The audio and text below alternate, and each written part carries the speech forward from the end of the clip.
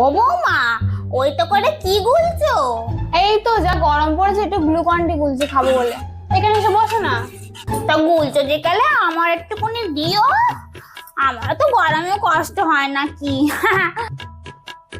Glucon D মনে হচ্ছে কম হচ্ছে।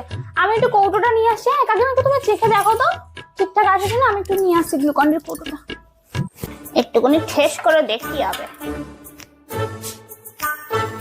বুঝতে পারছি না, এরম ভাবে মনে হয় বোঝা যাবে না। পুরো মুখটা ডুবিয়ে আর একটুখানি খেয়ে দেখি।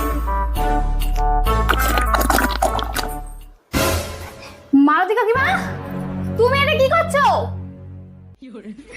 ওই তো তুমি বললে না বৌমা, একটুখানি গ্লুকন্ডিটা সেঁকে দেখো, আমি তাই সেঁকে দেখছিলাম।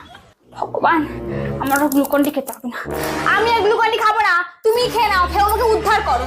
ভালো লাগে।